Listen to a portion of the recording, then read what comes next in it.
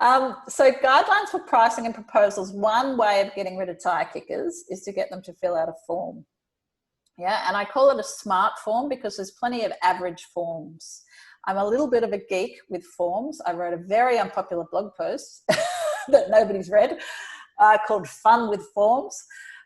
Because, you know, I like the act of trying to ask the pertinent questions that educate people through the process, that educate you because you're receiving the answers, and give some kind of insight. So I almost always throw in a question that's a little bit left of field, left of center, just to kind of gauge people's response. I ask people if they're a dog person or a cat person. That's very informative. I also ask them who their favorite beetle is. If they say Ringo, you're like, Ringo, righto. No offense to any drummers out there, but, you know, he's not a popular choice. Then I would organise a time to meet on the phone. So sometimes I would book people into Acuity scheduling. I love Acuity. It's changed my life. It's just the best thing ever.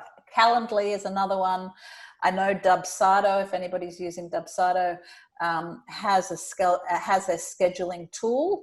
But again, you know, for the tire kickers, they tend to drop off.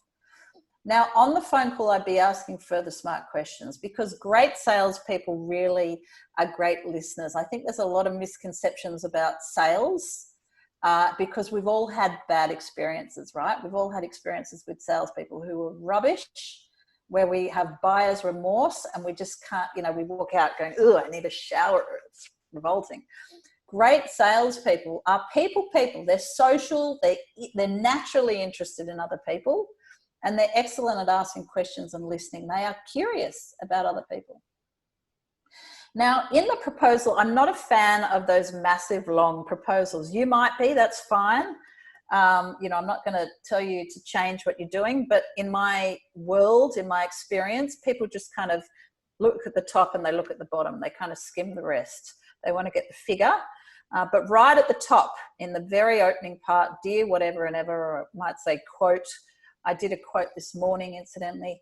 I put about 2 paragraphs at the top, and that is the pains and the problems that they've told me, maybe how much it's costing them. If you have that information, can you get it in dollar figures? Is that relevant to you? And then the best possible outcomes for them. So what are they most hoping for? What have they told you is their best case scenario? And what is the vision that you hold for them as well? Yeah.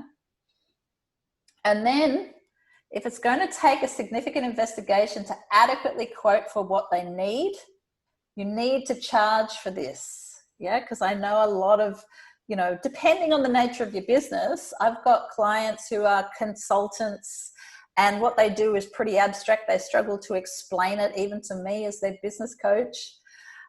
It requires time to really kind of get into the business and assess the situation in order to adequately or accurately quote or propose that work needs doing. Now, if that is you need to charge for that, yeah, because you do not want to spend, you know, hours and hours and hours gathering information, interviewing staff, talking to people in order to, you know, give them a quote that they say no to.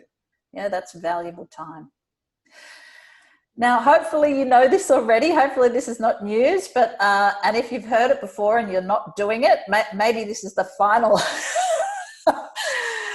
hammer on the nail or nail on the hammer or whatever, and you go, right, I really do need to start doing that. Yeah, we don't go to Woolworths, we don't go to our local cafe and, you know, eat and drink, take the groceries home and pay later. Yeah, it doesn't happen like that. So 50% shares the risk. It's a nice, you know, a nice figure because it splits the risk evenly between you and the client. Yeah, and I would typically, depending on the nature of the project, depending on what it is, if it's a website design, for example, I would get a progress payment as well. I'd get, you know, an additional 25% or maybe even 40%. So the last little bit is only 10% that's owing. So marketing is a service of sales. Yeah, all of the marketing that we do, all of the activities we do, and, you know, as Oliver said, I'm a digital marketer. This is what I do. Marketing is what I do. But ultimately, all of this leads to sales. It has to lead to sales. Yeah. So I hear all day long, I hear from people, how much should I charge for this? How much should I, do you know the budget? What is the going rate? Blah, blah, blah, blah, blah. You know, these are all fine questions, but they will only take you so far. Yeah. Ultimately, you need to decide what are my financial goals? Am I happy with 50,000? Am I happy with 80,000? Do I need 120? Do I need 180? Do I need 250? Whatever it is, yeah, decide on your financial goals and then put your energy into marketing and branding, because it's marketing and branding that's going to do the heavy lifting with communicating your value. The marketing and branding does the heavy lifting with positioning, you know, you within the marketplace.